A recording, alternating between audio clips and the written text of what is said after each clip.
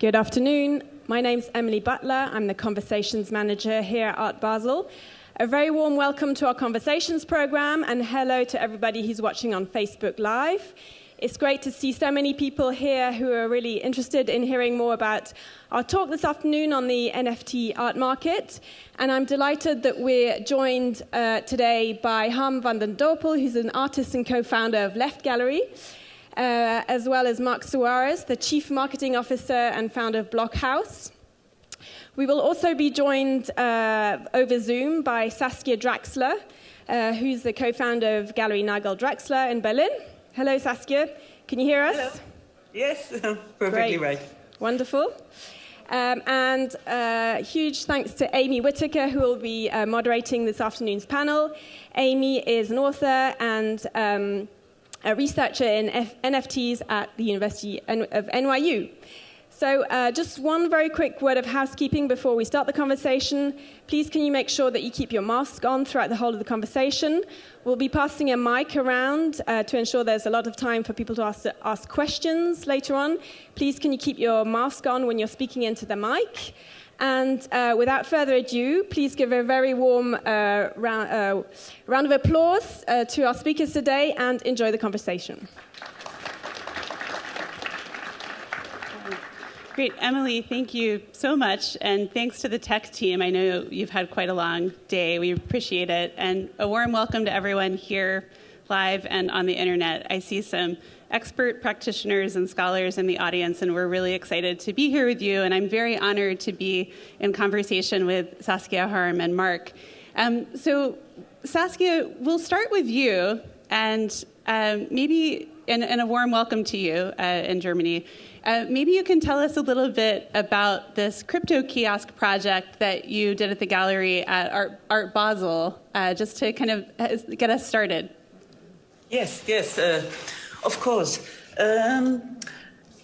Well, like I would say, I would start with how did we get first interested in artists that work with the blockchain and blockchain-related technologies like NFTs.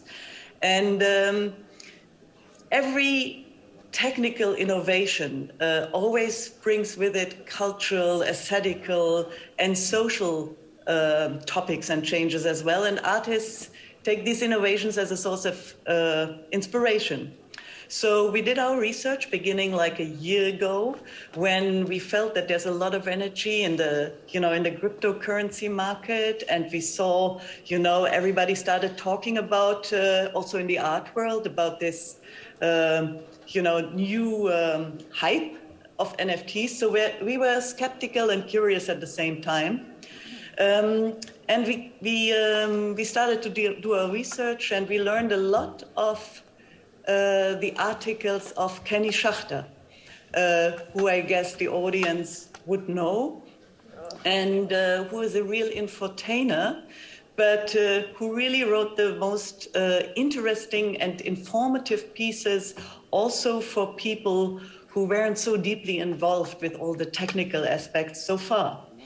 And so we came to the point where we asked Kenny, what would a group show look like in a gallery with artists that work about these issues, who create blockchain-related art. And Kenny immediately accepted our invitation and curated a show beginning of this year, Breadcrumbs in the Age of Neftism, in our Cologne gallery space. And from there, it became an intense, interesting learning process for Christian and myself, who are not digital natives. But luckily, we have a team that, is a bit younger than us, and they immediately, helped us to understand. And our skepticism, went away in favor of excitement about the artists that we were showing, and that were engaged not in a superficial way by saying, they jump on the hype of this new art form, but that come mainly from the digital field, that come, like Sarah Friend, for instance, Anna Rittler. Sarah comes from coding and art at the same time, so they are really deep into the meta, and yes, and so our journey started, and we decided after 3 months that we want to dedicate one of our Berlin spaces to blockchain-related art, starting from 22. And Art Basel in June was the next thing we did, the first physical fair, paradoxically, that we did in a long time. And we said, wow, this is a chance to introduce what we are interested in into the physical art world of a fair. And so it came that Kenny came up with the term of a crypto kiosk, and we saw it as kind of a cabinet implemented into our booth, representing, a smaller number of the artists we had in the group show. And yes, and we run it by the selection committee of Art Basel because it was very short notice. And of course, a year ago, we hadn't applied with NFT and blockchain related art. Yeah. That's amazing. Thank you, Saskia. I think you raised a couple of really interesting and important themes, one of them being the way that gallerists and artists are collaborating in the space and the way that this is artist-led. Kenny Schachter, as many of you I'm sure know, is a brilliant prose stylist and kind of irreverent truth teller, among other parts of his artistic practice. And I want to ask you one more just quick but big question, just to get a big question many people may have out of the way. And then I want to bring in Harm and Mark. But Saskia, when we were talking to prepare for this panel, you said it in a really beautiful way, this big question, which is, do NFTs present a democratic utopia or this kind of eye of the evil of neoliberalism or capitalism? And I'm just wondering if you can kind of ground that question in what it's been like for you, because I think you're particularly working, although you say with some digital native artists, also with artists who are coming newly into the NFT space. And I'm wondering if we could just ask you for your brief kind of current state of the world answer to that. Yeah, I mean, the entire blockchain movement or culture has this ambivalence of being in between a utopia, of fragmented value, shared ownership, and decentralized power, and the other side of it that is, exactly that, fragmented ownership and can lead to a process or culture that is not anymore about objects and belonging, but more about trading, and creating profit from trading and giving away things as soon as they have increased in value. And of course, this is one aspect of new technologies because people sit and work in front of their screens and they don't have so much the tangible relation to a certain reality. But at the same time, it is a reality that, we can like or not like, it's simply there. And we find it extremely interesting to be part of it. Mm. And let me say just one more thing. Historically, I think this entire culture and technology is probably at the stage where the internet was in 95. And in 95, there was no Google, no Amazon, no smartphone. And it was a time of extreme experimentation. And I feel the spirit is in the air now. And there's not a standard way to deal with it. There are pure NFTs. There are NFTs who have also physical artworks connected to them. And it is a reality we feel. And I think the Tezos people are with me and everybody on the panel, that we feel we can form, we can design, or we can at least be a part of it. Yeah, I love that. It's a real artist orientation to recognizing the messiness of being in a technology that's still really unfolding. My colleague at NYU, Kevin McCoy, who you may know as the creator of the first NFT, said that we've lived through a 30-year arc of digitization, and we're just embarking on a 30-year arc of tokenization. And Saskia, I think you really spoke to that. I only wish I had a giant picture of cats on the internet or whatever evokes 1995 to go with your comment. So before we turn over to Mark and hear a little bit more about Tezos, Harm, I would love for you to give us a little bit of a prequel. So absolutely, the NFT conversation has heated up, to put it mildly, in the last year. And many people have been working in it since 2017, 2018, but I think you're really singular in the space for having done work really early, even on the Ascribe blockchain, which went somewhat dormant or refocused. And could you just kind of give us that story and share a little bit more of kind of the before times? Yeah, sure. Thank you for the introduction. Yes, in 2015, there was an event at the Museum for Applied Art in Vienna, and I contributed. I'm sorry, can everyone hear? Can you hear me? Okay, Should great. I hold Thank it closer? Perfect. Excuse me. Thank you. So in 2015, I made an edition, a screensaver, in an edition of 100, and we showed it at the Museum for Applied Art in Vienna.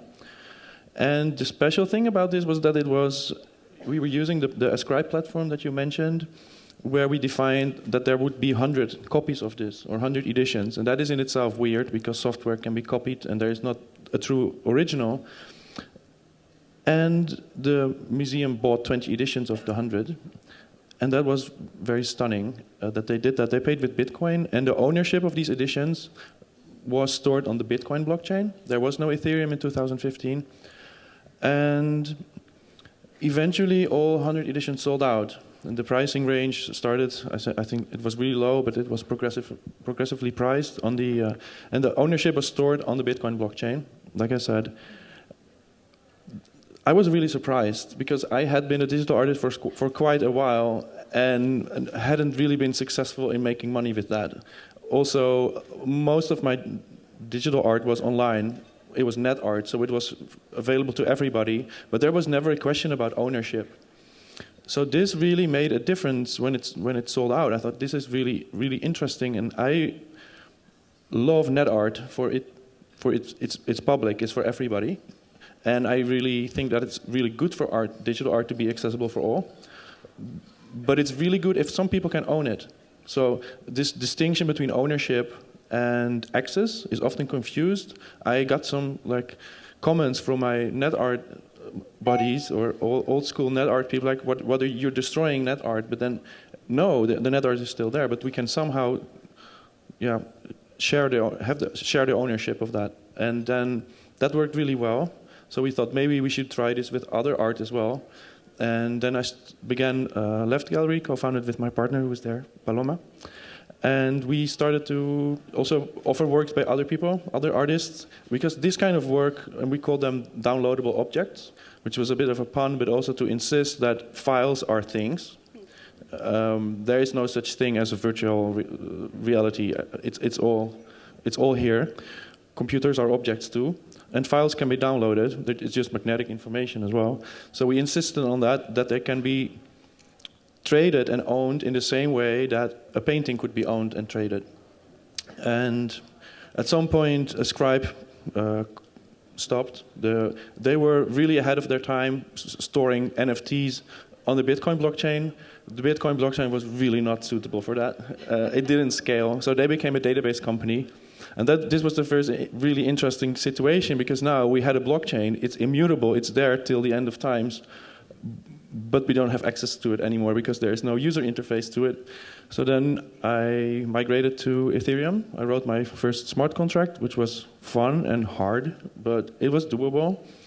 And then we lost attention of the world, sort of. Like, the novelty wore off. We were still selling occasionally, but it was kind of calming down. So we thought, oh, maybe this NFT thing is never going to happen. Maybe that was just a fad. And then basically this year we woke up one day and look on the internet and it's like, oh, the whole world gets it now. And this was actually really annoying, because I was like, why didn't you get it earlier? And also, why are these incredibly ugly NFTs being sold for so much money, while we have such amazing art on our platform.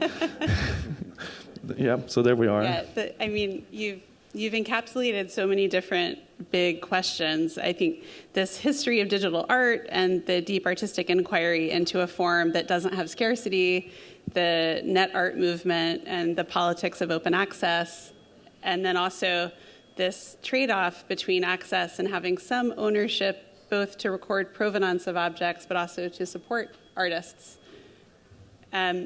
So let me turn to Mark to see if we can get a little bit of sorry if that's reverb on my mic, is to see if we can get just a big picture of where we are now, where we have the Bitcoin blockchain and then the entry of the Ethereum blockchain with the token structure, the ERC 721 non-fungible token that many of these kind of Beeple moment works were sold on, and then many artists started making work on the Tezos blockchain. And Mark, to introduce us to that, maybe you could tell us a little bit more about the collaboration that Tezos has been doing with Art Basel in Miami, and maybe kind of situate Blockhouse within Tezos. Sure. I think this is a kind of interesting post-organization blockchain platform issue too. Yeah, and every time I have discussions, I always make a point of kind of giving some context. So in a decentralized organization, how do things work, right? There's distributed teams are all around the world with a different focus on different activities. Some are programming, some are coding. My team, Blockhouse, does marketing communications for the Tezos blockchain. And talking about quite a busy year. As of March, when NFTs really started taking off, we saw this tremendous amount of adoption from artists all around the world.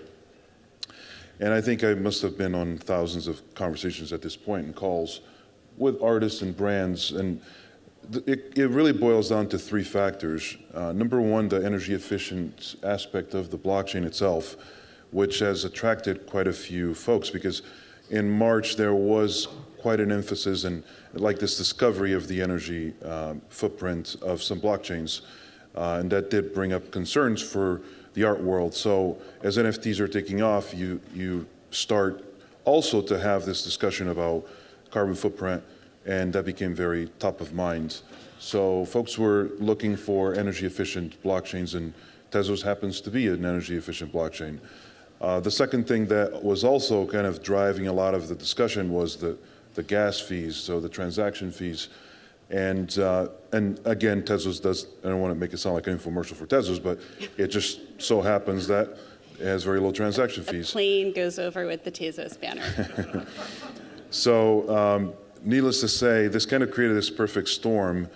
There's other variables as well. Like there was, I do firmly believe that the low transaction fees were critical in reaching this vast global community of artists that really adopted Tezos as a blockchain of choice, because there was less barrier of entry, right? So if you're, in a different region in the world where $200 or even $100, for example, to mint may not be possible, talent shouldn't be limited by those kinds of hurdles. So I believe that has helped onboard a tremendous amount of really passionate users who have had their lives seriously changed for the better because of it. Like we hear stories all the time that they've sold their work and it really helped their financial situation and also helped reach a new user base. So I think the transaction fees really helped and the energy efficient, because again, the narrative was ongoing there. So we had been talking to artists all around the world to kind of facilitate as they launch their projects. And it's a different dynamic, I believe, at this point. I think there's an awareness of what blockchain can do for art. Once you have that scarcity, and I always feel compelled to explain that, before blockchain, you didn't have the scarcity because, personally, I feel that digital artists kind of got the raw end of the deal, if you ask me, because the work was out there, but it wasn't properly monetized or monetizable, because, again, access is not the same as ownership. And that's what confuses so many people. At least with music, you had, eventually you found a system to actually monetize it properly. With movies, the same. But with 2D or digital art specifically, it was very difficult. Like, you end up with a system where everyone enjoys the art. Some may actually misappropriate or use or steal the art, but then the onus is on the artist to go and pursue action, which is just not scalable. Like, that's a terrible place to be in. So I actually really believe this change with blockchain and NFTs empowers, course corrects the path that we were on before, and it empowers digital artists everywhere. And it's a necessity. It's not a whim. It's actually something that is greatly needed. No, and I think this is a huge topic around blockchain, is the way that it centers artists in the conversation and also changes some of the economics, where what you just mentioned about having to pay $100 to mint a work is part of a larger story of artist economics, where artists have to invest and pay to make work before they know what they're going to get. So I want to talk more about the economics around NFTs and this idea of whether there's democratization or kind of financialization and how those work in concert. But Harm, I want to go back to something that you just said, and Saskia, I'd like to bring you in on this too, which is you raised the issue of the art, this kind of elephant in the room issue of the aesthetics of NFTs. And I think this is really the story of democratization. How does it work if anyone can make an object? Do we believe in kind of popular taste around work? Many reasonable people could disagree about the taste around an object. So at a time when it's still, I think, revolutionary at the stage of 1995 development of NFTs to talk about them as art. Harm, do you want to say more about that within the program of Left Gallery and within your own experience? And Saskia, I know you've really been focused on that in your work with Kenny and otherwise, so we'll come over to you in just a second. But what's the real conversation around the artistic value of an NFT? What are we not talking about that we should be talking about? I guess the answer is it depends. There are okay, many, yes, there are many different artists and there are many different aesthetics, and also not all NFTs are art or intended as art, and that's fine. With Left Gallery, there is a certain aesthetic. I think it's kind of referring often to blockchain itself, or it's referring to the medium-specific properties of an artwork. Also, we sell software, and you don't often see executable files or screensavers as NFTs. The landscape seems to be mostly JPEGs, indeed, or maybe sometimes videos, which is also enforced by the platforms like Foundation. For example, you can only upload a movie that is shorter or less than 50 megabytes. So that makes a very specific space to play within. We noticed that it's extremely difficult to actually offer things like ebooks or software, because all these file formats are vendor locked. You cannot just deploy an app. You need to go through some app store, or you need, like Amazon doesn't even allow you to easily install an EPUB. So even though the beauty of the NFT side of it in terms of ownership and sales, there is so much more to fix in terms of file formats, because our mobile phones are completely closed. Our ebook readers are completely closed. macOS requires you to code sign an application, and they can just censor whenever they want. So that is not really an answer to your question, I think. Well, I think you're taking it in a structural direction, so less about the kind of symbolic or aesthetic impact of the work, and more about the structures in which we're able to make work. And I completely agree with you. This is the problem of when your computer says to you, would you like to update the software today or tomorrow? And those are the only two options. We live in closed internet systems, and blockchain, whether it's the user interface question or more generally, can require a high degree of facility with programming, right? I mean, some people can get a MetaMask wallet and buy work, but so I fully respect that you don't want to answer the aesthetic question. We heard you, Harm. But Saskia, what would you say to that in terms of how you've parsed that in your collaborations with artists? How has the aesthetics of the work, I mean, being in your booth yesterday, that's kind of electrifying with kind of surround imagery, how has that been for you? Yeah, I would like to answer in a more general way. It is, of course, not every NFT is art, and of course, not every art is good art. But having, our gallery works 30 years in this field, and also before NFTs, there were questions about artworks in the kind of, is this art? Oh, my 3-year-old son can do this, etc., etc. And it is clear that in the field there is a lot of art from amateurs. Let's put it like this. And I would like to see it as a positive thing. It is. Joseph Beuys said, every man's an artist, every human is an artist, and the entire NFT culture brings this to the forefront once again. But of course, our role is to bring in our expertise, and we offer this to the artists that want to work with us. It's experience in aesthetic judgment, and sometimes, also experience in how to mediate artworks to the audience. And yes, so I would say that the aesthetic judgment is a judgment that is not new, or is not. We don't have to apply it only to NFT. It's a general judgment, and there's artists that we think are interesting and aesthetically interesting who make NFTs, and there are a lot of artists that make screensavers. Let's put it like this. Yeah. Which, I mean, and I think that you never know, today's screensaver could be next year's masterpiece, right? We're all figuring that out. Yeah. Well, because it is expensive, it doesn't need to be a masterpiece, Christian, my partner Christian, once said in a Clubhouse conversation, the next after Polke, Warhol, or Rosemarie Trockel, it will not be Beeple, even if his work is so expensive, Yeah, that's really important.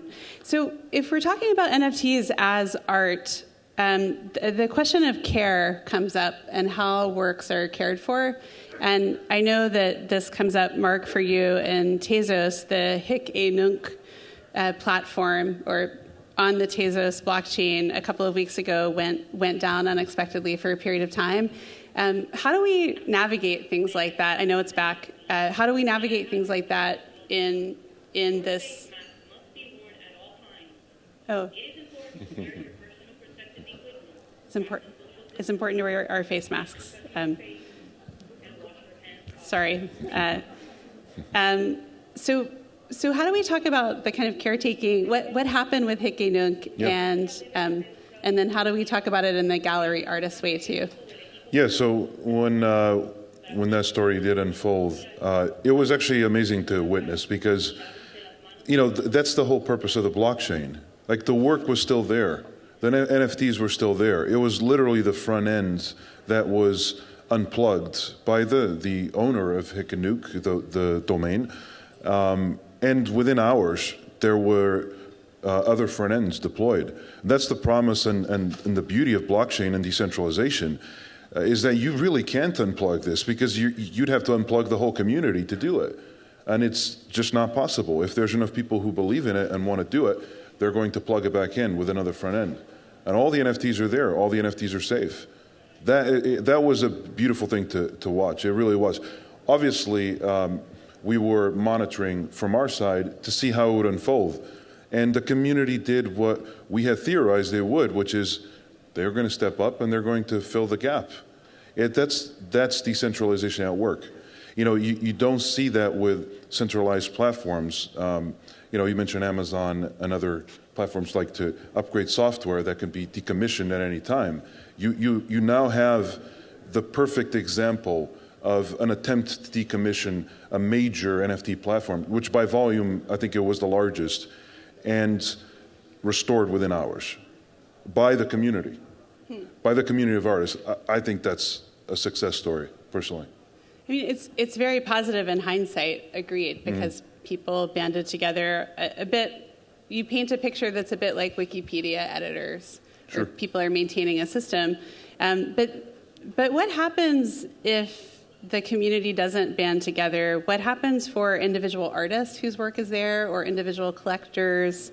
Harm or Saskia, would you maybe Harm first, and Saskia will come to you. What's the stewardship or care model in this technological space? Yeah, this is very difficult actually. When Ascribed stopped offering their front end, there just was not also enough of a scene to jump up and build a replacement.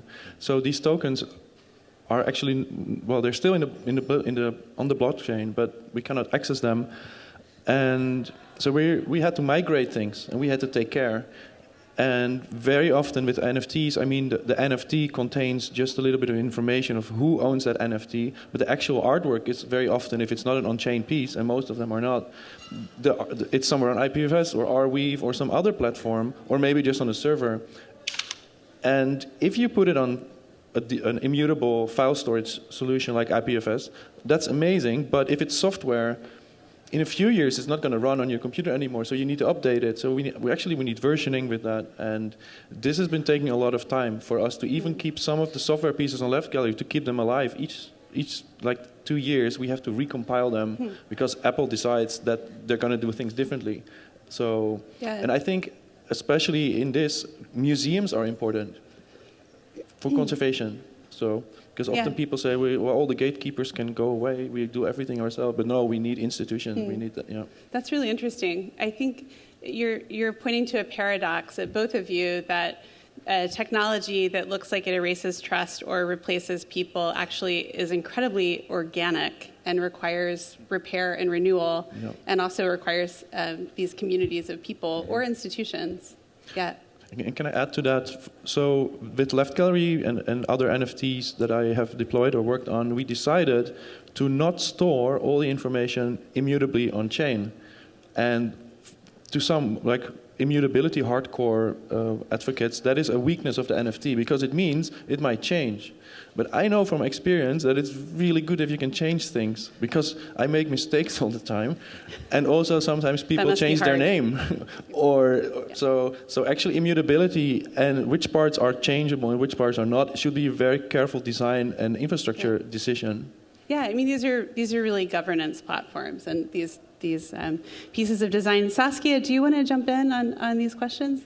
You know, I'm not nearly as sophisticated in my technical knowledge as the rest of the panel, but what I understood, and we work like this, that every artist we work with decides on where to mint and how to deal with this, etc.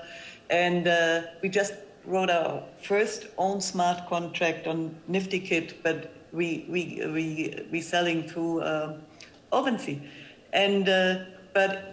As I understand it, it's important that you don't just have the idea that your NFT is on the blockchain as a, that certificate, which is actually a paradox. You were pointing to that paradox of technical vulnerability, but I think there's another paradox. The paradox is that an NFT is just, in quotes, a certificate on a decentralized, in a decentralized storage, like let's put it like this, what the blockchain is.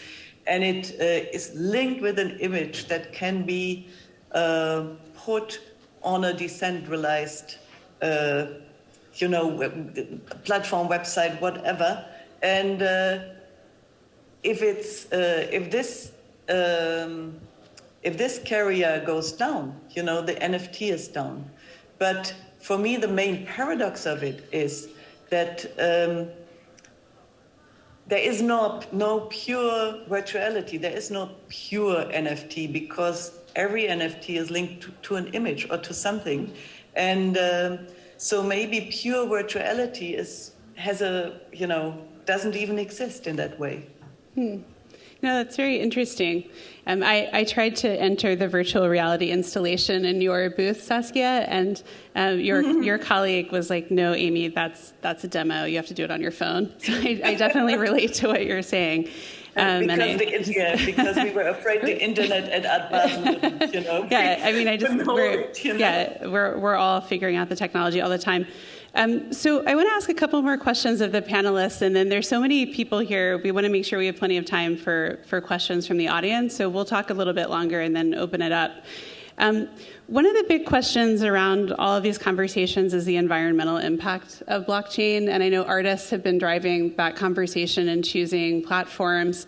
And just, I know there's a high level of knowledge in the room, but just to make sure we're all there, this is about the structure by which records are added to the blockchain, and whether that's done by proof of work, which is computers solving brute force puzzles, which takes a lot of energy, or proof of stake, which in which essentially people ante up cryptocurrency in good faith to be able to participate. So they have their pluses and minuses, but proof of stake takes a lot less energy. And these newer platforms, whether it's Tezos or Algorand, have a lot of sensitivity to these energy problems.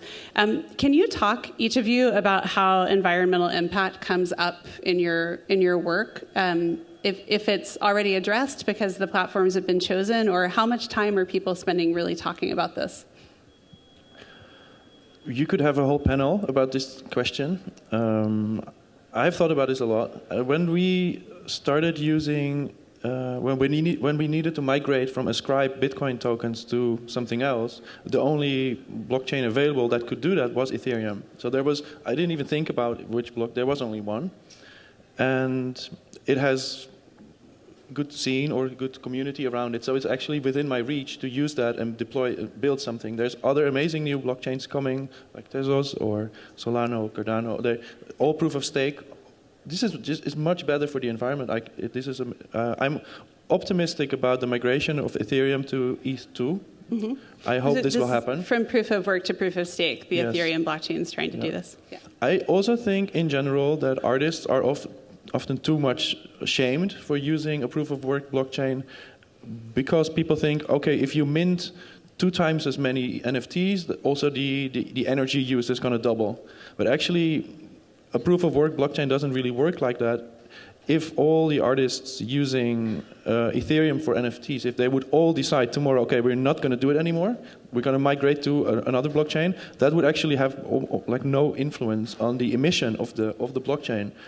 So, but then that said, yes, we need to do better. Yeah. Yeah. No, I mean, I think that's part of the larger environmental conversation, that I recycle cans, but I can't control what a large energy oil and gas company does. So this sort of scale of structural intervention, and NFTs may be unfairly singled out relative to other energy consumers. Mark, how does this come up for you with Tezos? It's been very prominent. It's been probably the number one reason why large brands, especially from a corporate standpoint, they're very cognizant of this, and they do seek out energy efficient blockchains. And mind you, Tezos was never designed. If you were to talk to the founders of Tezos, those who actually came up with it, they would be the first to tell you it was never designed to be a green or eco-friendly blockchain. It was designed to be an efficient blockchain, and it just so happens if you build an efficient blockchain, you also end up with an energy efficient blockchain. So it's kind of a bonus of the initial design of the blockchain itself, and it is one of the pioneering proof of stake blockchains, and people have been coming to us because of that. To be totally honest, the amount of inquiries that we've received, there are a lot of them are driven by this. So I think artists in particular are more sensitive to this topic. I don't particularly like the weaponization of this kind of subject, because I think, in some ways it gets mischaracterized. However, I do believe that if you have a better option, a more energy efficient option that does the same thing, you probably should consider using it. It just uses less resources. It seems logical. So, but having said that, I think there's this movement to proof of stake, clearly, because I haven't seen any proof of work blockchains launched. I can't even remember when the last one was launched. So it's progressed to that model, and I think that will continue to be the case. Yeah. So. Saskia, do you want to comment on the environmental piece, or I can also ask you a different question? Yes. It's a very, very, very important question, and all of the artists we are working with are concerned about this. Sarah Friend, for instance, she works with Polygon. Kevin Abosch just works with Proof of Stake, and but I think it's even that important that I would say that blockchain doesn't have a future if it doesn't get energy efficient. But I think there's a lot of people working on this, and I'm very optimistic that it will happen. I always wonder if it's a systems problem, where there'll be things that are whole new models of blockchain that solve for energy efficiency. And maybe, as you say, Mark, that there'll be other questions that are governing the design, but that will happen to solve for some of the energy questions. Shifting over to the curatorial or gallery side, how do you think that gallery installations will look different? How are you seeing people display these works? Like, will Art Basel look like the Tezos booth, where it's black walls and screens? What's the kind of implication here for our experience of the White Cube gallery space? Harm, do you want to start us off? Yes, I think it depends on the work and what you're trying to show. Very often people ask me when they hear about NFTs, they ask like, so what do you get? Like, what do you do with it? And then well, you can watch it on your phone. Or so in my own personal work, the series that I did, Mutant Garden Cedar, there is a possibility of installing it in a house on a square screen. But also I have manufactured prints of them and holders of the mutant, and then have the right to also have a physical version of it. So yeah, it depends. I don't think that all digital art should always be in a gallery. Like, why? You can watch it at home or on a phone, or so. These are also valid venues for both selling it, but also for exhibition. Yeah, Saskia, what about you? How have you been thinking through that? I totally agree. The question with us was not does it have to be in a gallery, but does it make sense to showcase these new digital formats in a physical space? And we think, yes, it makes a lot of sense because even if most of the NFT owners have their works in their wallets, like collectors of physical artworks maybe store them in a Freeport, but there's always the wish to display. And I know a lot of collectors who are looking for the right screens to put them up at their homes. And there's a shortage of square screens. It's a real problem of the industry that square screens are really difficult to find, obviously. I contacted the monitor company actually to ask them if they could imagine making more square screens. Really? Really? So this is a very specific supply chain problem. Yes. But from our experience, it is not so much different from an exhibition with digital art like we are used to in the in the last decades. So let me ask two more questions before I open it up. And the first is a question of what are some of the problems or challenges or things, whether this is tax or conservation or jurisdiction or reliance on the community. And Harm, I'm going to start with you again. What are some of the questions that you're really grappling with that you think we need to put our attention to, problem-solving wise? Yeah, there are many uncertainties surrounding taxes. This is very problematic, and also for resale. So it's amazing that an artist gets resale royalties, and they are paid out by platforms, marketplaces on irregular intervals. And very often there's no receipt. You don't even know the address of where the royalties are coming from. It's unclear if that should be taxed with the buyers or with the platform. So I've spent a lot of time investigating this in the past months because I needed to file taxes.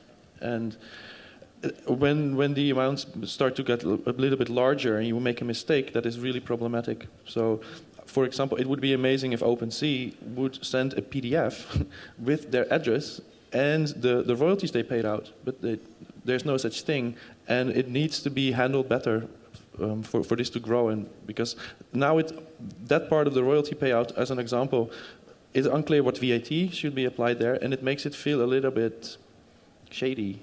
Yeah, and it reinforces that idea of kind of Bitcoin world as a kind of netherworld of proper transactions. That's quite interesting, the way this decentralized world exists within bureaucracies which are centralized and place-based. Are there things that you see, Saskia, come up in that way too? Questions that you've been worried about or that collectors are asking you about that are quite different in relation to NFTs? No, well, the problems mentioned, are actually the problems we also see. It's the KYC, know your customer problem. If you sell via a platform, you often don't know who the buyer is. So we had to find ways, we actually go, we do a paradoxical way of selling by, when we know the collector, we would very often don't even sell through the platform, but sell from face to face, and then just put the work in the wallet, which is sound very stupid, And so I totally agree that these questions have to be solved very soon, and there have to be protocols and regulation on the platform so you can trace the buyer and get regular receipts.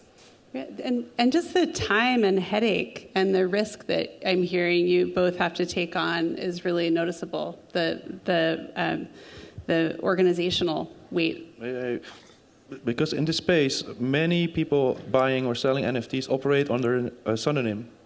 And often that corresponds to a Twitter handle, so you can sort of know who that person is in their online identity, but you don't know who they are. So I had the idea, okay, I'm just going to write direct messages to all these people and ask for their home address. So I know where this was not appreciated, not at all.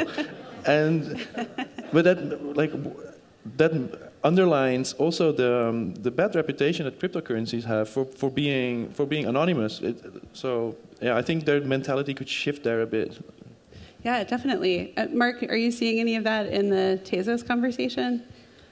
Yeah, I think that's something that all artists are grappling with right now. And, I'm reminded of when Amazon started selling things, and buying things online was so weird. You felt, am I really going to get my item? There's a little bit of that. I'm having a little bit of a flashback listening to this discussion. And so we're still early, and I think a lot of these, what's needed is to solve for, streamline the process, give collectors and artists more confidence. So a lot of it can be engineered. Some of it is regulation that needs to be kind of clarified. Certainly there's a lot of artists that are trying to solve for this as well and facing this. And regarding the KYC process, there's still, even as a process for a user, right? Going through that is not exactly the most pleasant, part of the chain. So, if blockchain and NFTs are to stick around, all of that stuff needs to be invisible. Kind of if for blockchain to succeed, it needs to become invisible. And we're getting there. It's become a lot more streamlined. And I think the things that are holding it back are not necessarily the technology. Some of it is, like I said, regulatory or just growing pains, I suppose. Do you think that we will all get to contribute to the regulatory conversation, or do you have confidence that that will be done well or with sensitivity to the arts? I think there's quite a lot of people trying to educate, and I do think it's a matter of education because we're still early in this process. And hopefully, those that are having those discussions will be educated on the facts and help create a platform or a system that helps artists and collectors actually engage and not have to worry about whether this they're going to make a mistake, because it's hard to know whether you're making a mistake when the rules aren't so clear. Right, definitely. So Saskia, you mentioned at the outset that we're really in 1995 for NFTs, and I wonder, I'll ask each of you this before I open it up to the room. What do you think will change? What do you imagine will be different in this ecosystem in 5 or 10 years because of NFTs? Oh, what will be different because of NFTs? I don't know. I think what will be different for the blockchain is subjects we've been touching on, and NFTs, that they become energy efficient. I'm very sure of this. And secondly, that there's going to be more regulation for the reasons we just mentioned. I totally trust here the system of people working on this, because it's pretty clear that this needs to be done. And I think the NFT as the idea of an unfakeable certificate that is stored decentralized, this idea will stay, and it will, and in whatever shape it becomes in art, but it's a huge thing, you know. I agree with Marc Suarez. It's a huge thing. It's an imitation of life in a way, because it's an imitation of a, you know, of a unique artwork. It actually got the idea pretty much from art and uniqueness, and but it will be a guarantee for value that people are looking after. You know, I am happy to hear you say that. I have a lot of skepticism about the regulatory ability to work well with NFTs.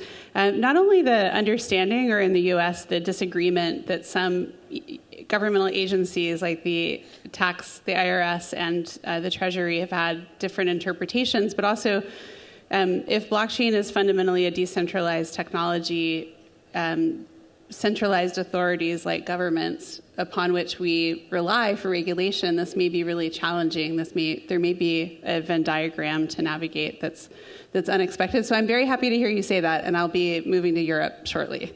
But Harm and Marc, to ask each of you, what do you think are the ways that you imagine change brought by NFTs to the lives of artists, to the ecosystem, to the circulation of art fairs, to anything?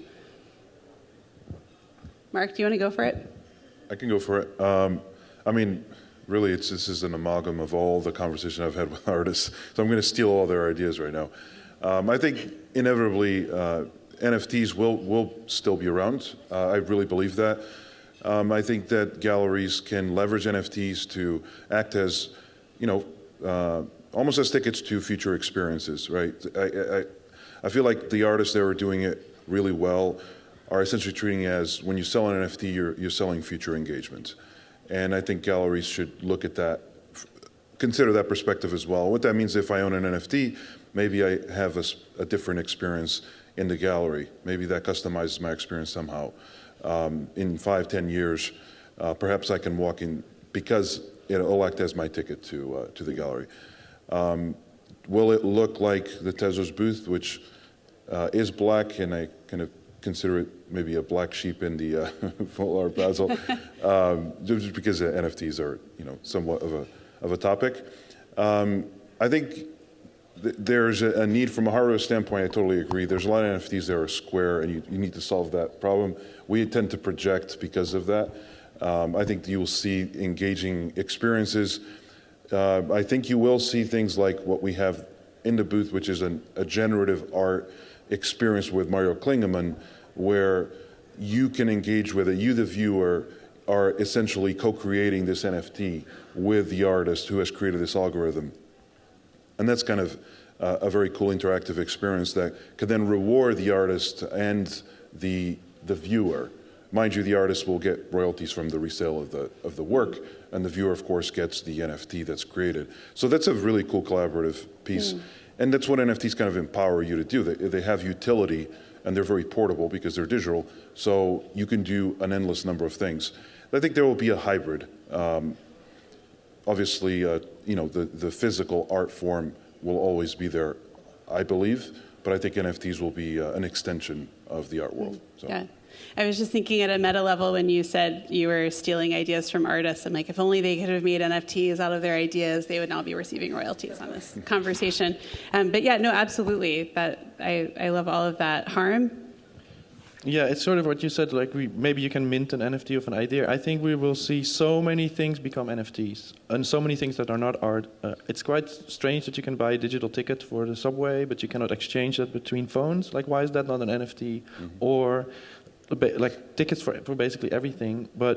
And I think then those other NFTs, like a bus ticket, will also become currency. So we will be exchanging. Then suddenly the bus ticket is a currency. So you can use it also maybe to buy oranges in the store. Mm. And I think when the transaction costs are low, because of proof of stake, it will go so fast. And then so that's not necessarily about art and NFTs, but I think we'll see that. With what I'm really interested in recently is the assemblages of NFTs, where you would have a few NFTs and then there's another NFT that connects them together. Mm-hmm. So you can make like structures, which is for an artistic point of view super interesting, but it could also be used for other things. So yeah, definitely. We would like to open it up to the room for questions, and I see there's a question here, a question there, and a question there, and there, and then one in the way back. So we'll go, I see the mic there, so we'll go 1, 2, 3, 4, 5, 6. Over here, this gentleman in the white shirt, and then we'll come over to you momentarily. Hi, hello. I want to thank everybody for being here and talk about NFTs. I feel like everything that you have said is pretty important for everybody to educate. I feel like I learned even more than what I know so far. But yeah, I guess my question is, first, I do feel I've been going around the place, enjoying the art, but I did feel that there were sort of a lack of representation of NFTs in the place. How you feel about that? And also, now that you guys are talking about legalizations and all these tax problems, do you feel like we are going to be able to have some sort of lobby space on the government? As you know, this country is run by lobby, so we do need that. Thanks. Thank you. My name is Carlos, by the way. Thank you very much. So we have a question about why there aren't more NFTs, and also a question about tax and lobbying. Let's see. Mark, would you like to take the NFT question, since you were mentioning the black walls of the Sure. The booth? I mean, so NFTs are the hot topic. I think things take time, right? So there's steps you need to take in order to embrace a new tool or medium, however you want to refer to it. And I think that's what's taking place now. I mean, Tezos does have a fairly substantial space showcasing 25 different artists from 18 different countries, and representing 5 continents. So, there is an array of NFTs within that space. I mean, as I said before, I believe that NFTs will become an integral part of, the experience. So, I just think we're early. That's really the only explanation I can think of, because I firmly believe in the inevitability of the NFT because it has such great utility and such great potential. So I think it's just a matter of time. Yeah. And I think also, if you maybe check out the Saskia's booth as well, I think the fact that there's an NFT booth in the middle of a fair that is typically so different, that it actually exerts quite a strong presence. With regard to taxation and lobbying, I think that we should all have that conversation. I'm part of a group that's looking at proposing artist resale royalties in the United States, and I think that really the tax question is a shared problem that we should look at. Harm or Saskia, is there an answer that you would give from the European context of how people are talking about this, or how you are thinking about the regulatory context, or not as yet? I don't have an answer. Saskia, yeah, please, over to you. No, I don't have an answer. Oh, okay, got it. Harm, do you? I don't know. I don't know. Yeah. I have a feeling that the tax authorities are probably trying to figure it out. Yeah. Yeah, I mean, I think it's like we're all living inside the art project in a way, kind of dealing with the messy parts and trying to figure it out. Thank you for raising that. I want to come to you. I also want to come to this woman who actually I think did put her hand up first. So if we could take your question, and then we'll come back to you, and then we'll get out here. Thank you very much. Can you hear me with the mask? Yes, thank you. I'm Rochelle Riley. I'm Director of Arts and Culture for the City of Detroit. And my concern is about artists who might be left behind with this new, movement. And what I'm worried about is another divide, like the digital divide between, the general population and people of color, that there will be a lot of artists who don't understand this. Who do you think should bear some of the responsibility for that? Is that something local government should take on? Is that something that some associations might do? You mentioned education before. Can you speak to that a little bit?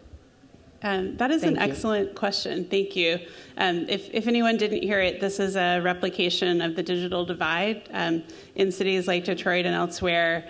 Does anyone want to take that? Mark, you might be positioned to take that. I can maybe add a little bit as well. Yeah, absolutely. So, I think what we're experiencing, there's this huge knowledge gap. Okay, so I'm always skeptical when somebody says, I know blockchain or I know NFTs. Okay. Me too. I don't think you really know. So I'm always skeptical when somebody says that because there's so much to know. There's so much to learn. And nobody should feel like they're entering this discussion uneducated because we're all kind of learning as we go, right? So let's get that out of the way. I think that one of the beauties of blockchain is that, as I've experienced it personally, being in the Tezos ecosystem, has been the adoption from artists all around the world. Now, with Tezos specifically, I'll just caveat that the low transaction costs have been critical, because if you had $200 transaction costs, it would have been a different discussion, right? So when you're talking pennies to transact, somebody in Brazil can easily create a masterpiece and transact it. In fact, the largest platform for NFTs is spawned out of Brazil. And it was a project from one developer. He just created it in his spare time, and it was amazing. So there's a learning curve, but there's also this incredible alignment of incentives that, with the proper scalability from an energy efficient standpoint, meaning, which I totally agree with Saskia, that it must be energy efficient. It will not propagate properly or expand to the way it should if it's not energy efficient, but it'll also not expand or be accessible if it's too costly. So if you've got those two variables, then you have this incredible incentive from the artist to learn as well. There's this thirst to go in and dive in and learn and create. And I think schools need to bear, government for sure, but I think schools, I hesitate on the government because clearly they're still learning, as has been discussed. Schools should be incorporating into their educational programs, in all the arts programs, is I think the fastest path to overcome that and onboard artists from all around the world. So. Yeah. May I bring you to Detroit? Yeah. Of course, I'll be there. We're all going to Detroit. Sorry, maybe just Mark. Yeah, Harm? Yes, blockchain. I mean, the technology behind blockchain is so deep and beautiful and complicated. I don't get it all either. I do think that if you have no connections to an art world, that it's way harder to get your painting into a commercial gallery than it is to mint a token on a blockchain. So actually, I think it is actually easier to perform in the international art world making NFTs than it is to in this, like, the older system. Yeah, and I would just add, I think it's such an excellent question, and thank you. I think that there's a role for governments, especially in access to infrastructure like internet and computers, and that can happen through public schools and also through infrastructure investment in cities and rural areas, et cetera. I also think that kind of what you're getting at, in a way, both of you, is this possibility that the technology is so complex that it's actually an invitation, at least in this country, to step away from a this is right, that's wrong, zero-sum political conversation and have a shared project of curiosity. And there's something humbling but also kind of wonder-inspiring about the difficulty of understanding it. I could not agree more with the skepticism toward anyone who's like, I've got this, I understand it, don't worry. So I think that there's so many different actors with responsibility to create educational resources. There's a booth at one of the other fairs, Untitled, that is it's just a pop-up. It's educational resources, and the thing is that those scale. Once you have a kit that explains to you how Tezos works or any of the other blockchains, it can be propagated out to everyone. It is beautifully non-excludable, non-rivalrous as a resource. So I'd love to see foundations start to support this and for people to kind of come together in conversations. And I think there's a great role for technologists and people who are expert, but also still in vulnerability, dealing with a new, rapidly developing technology to lead the way.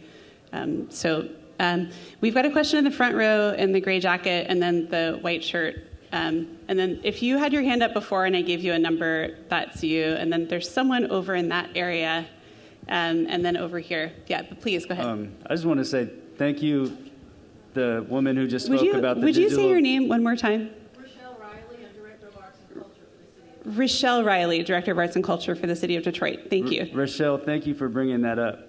I've been to a couple... I went to a festival for 2 days, and I noticed just it really feels like the amplification of all the generational wealth and knowledge that is building this.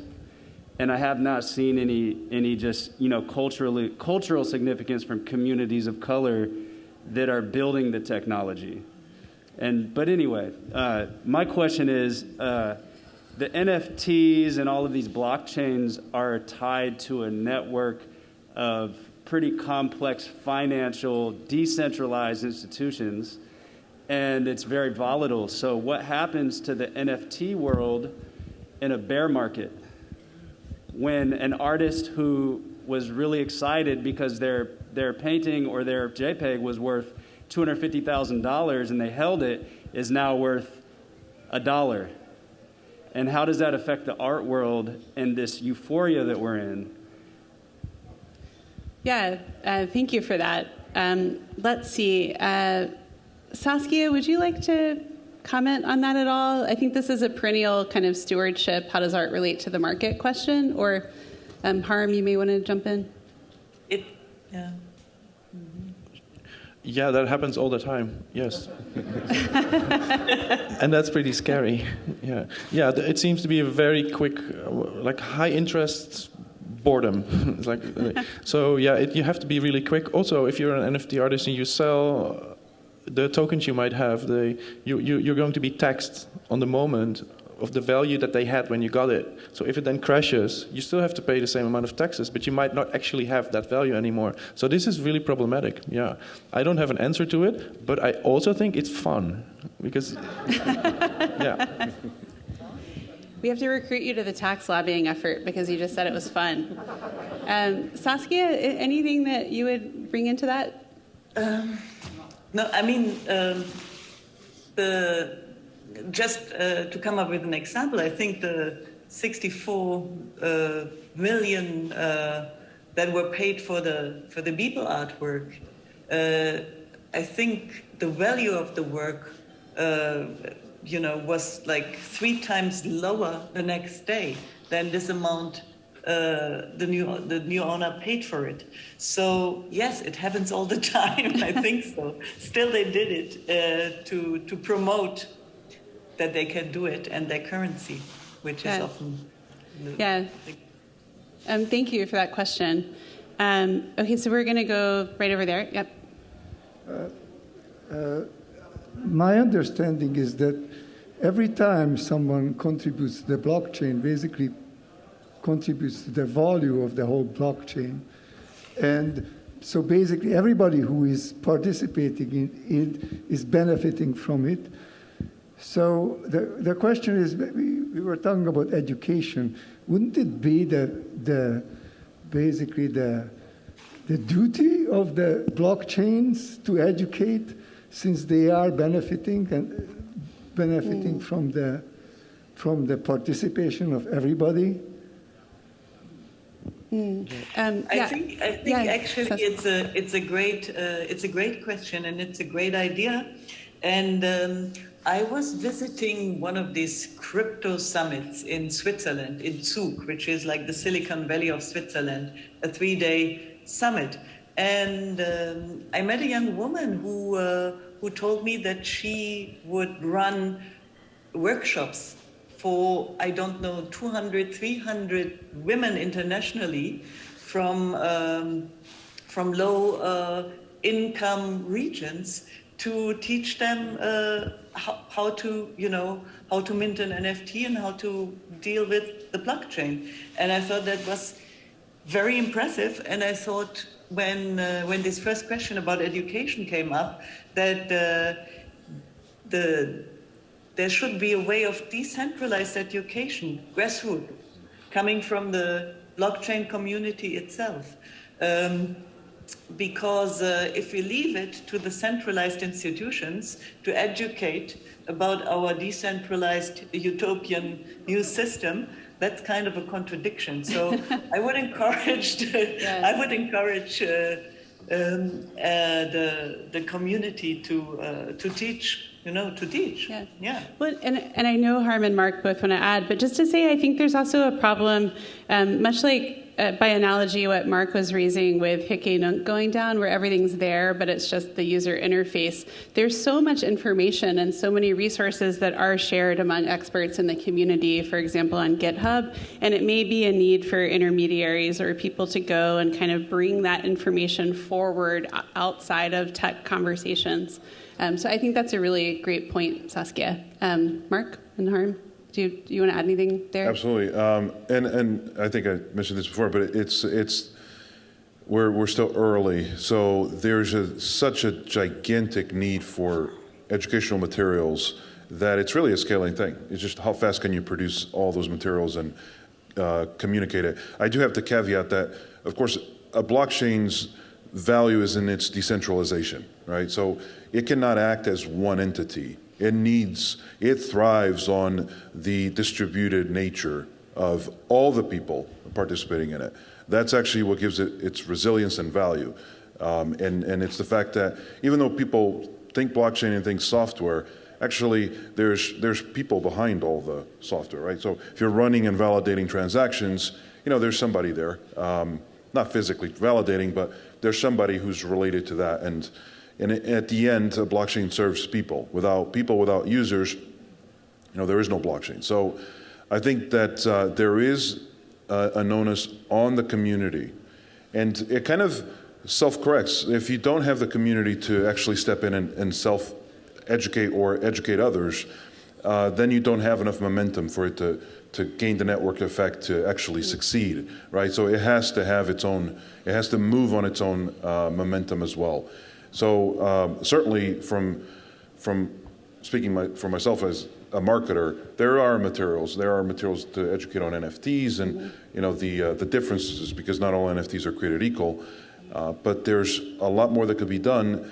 And I do think the first layer of artists that have delved into it, they do have some onus of educating others. I really believe that. It's imperative. Otherwise, it cannot scale, because there's so many artists that want to partake in this. I think it's kind of an artist-citizen notion. Harm, if you want to say, and then I'll turn back. Yeah, the question about education, because I think we mostly framed it for creators of NFTs, but actually collectors, we noticed that they don't know how to buy one. So I've collaborated closely with Upstream Gallery in Amsterdam, Nick is here, where we use the fact that there's a space where people can go. And also the gallery has their roster of collectors. And actually it's these collectors that you want to give the first access to the tokens, and not the Wild West on the internet where everybody can mint. So we organized salons where we invited people. There would be a drink, and we told them, bring your laptop, and we helped, okay, write down the 12 seed words, don't show it to anybody, like really step by step, and it was super fun, and they got their first NFT. Yeah, I mean, it's interesting. Art and Feminism, this nonprofit, does Wikipedia edit-a-thons, and I think there could be models and things like that. And I don't mean this as a personal plug, but just as a free resource among many others. I collaborated with the director of the Museum of Contemporary Art in Denver to do a 4-part NFT explainer, and the videos are free and online. It's much more art-specific than tech-specific. What I want to do in the interest of time and the tech team, the amazing tech team that's been here all day, is to see if, with help of the people with microphones, we could just take a number of questions from the audience, and then we'll try to synthesize them and respond to them kind of together so that we can then wrap up shortly, if that's okay. So yeah, if you could just sort of help, we'll just field the questions, and then this woman in the front row has also had her hand up for a long time. We'll just take a few more. I'll take some notes, and then we'll try to finish by synthesizing. Thank you. Yeah. So in the sense of how digital art has kind of evolved from a 2-dimensional plane, 3-dimensional to now a 4-dimensional plane, how do you see the superimposition of collectors with curators to present the artwork when it actually transitions completely into the 4-dimensional realm? Correct. So if the work currently exists in a 2-dimensional plane and someone needs to see it through their screen, if they buy real estate in this metaverse, if you will, how does the artist, the architect, the landscape designer in this metaverse, if you will, superimpose to create a new experience? How do you see that coming as a curator? Great.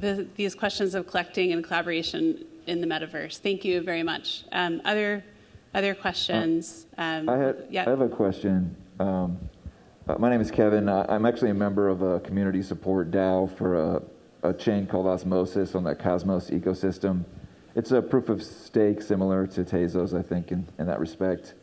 I think there's something...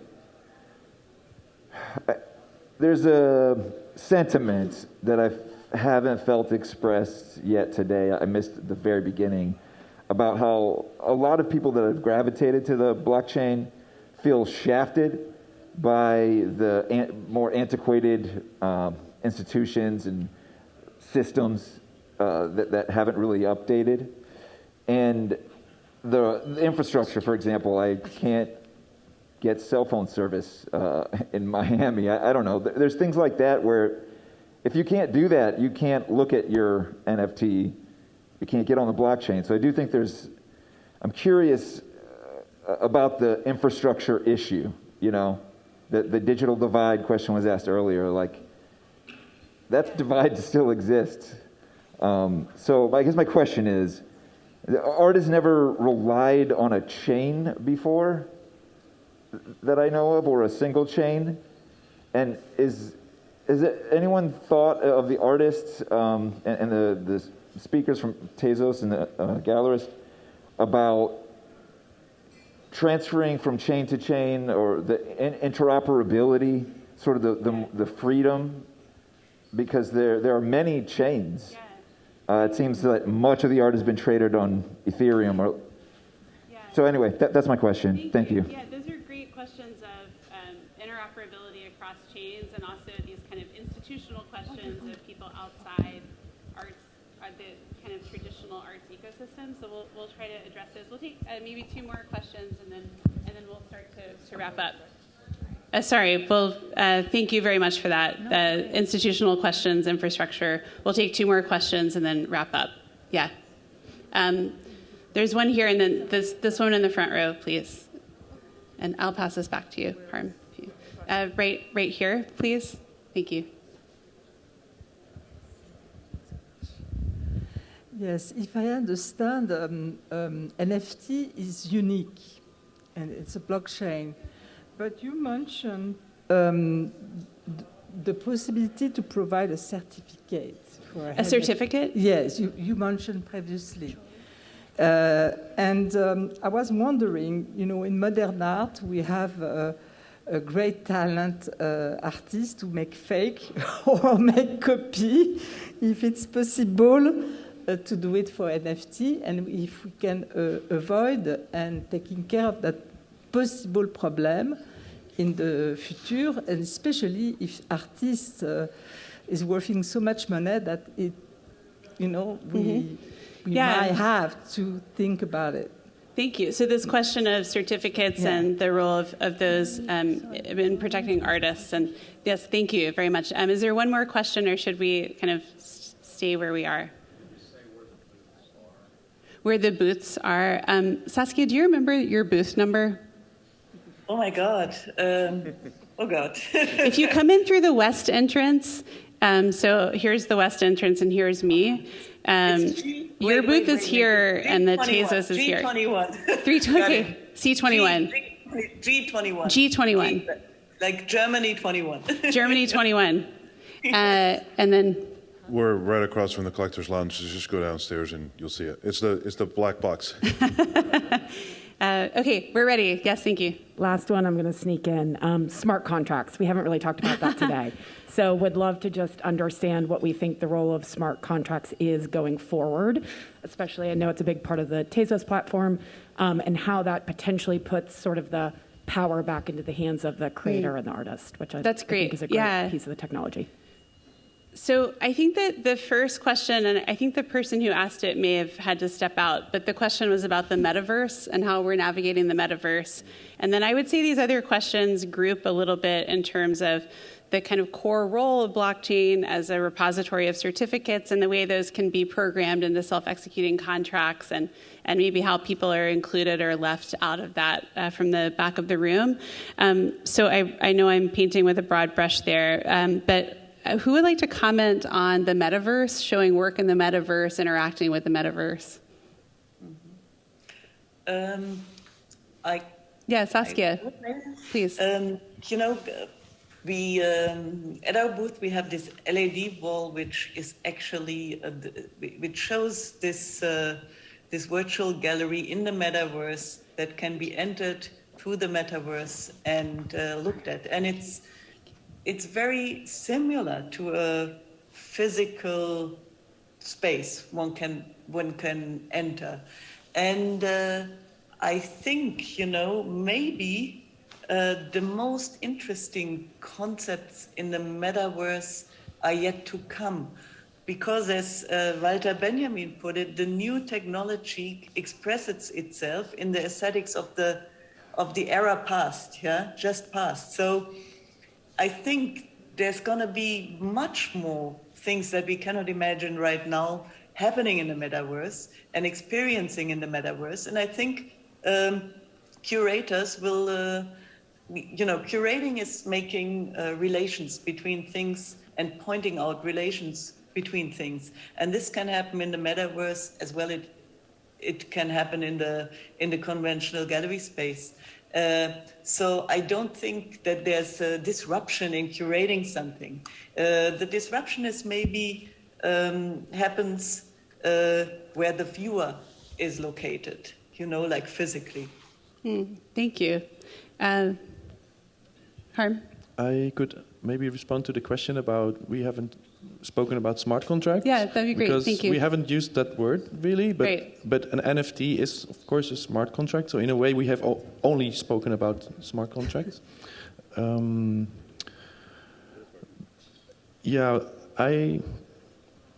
That's actually all I wanted to say about that. Yeah. So I'm wondering what aspect of smart contracts is it that you missed being discussed?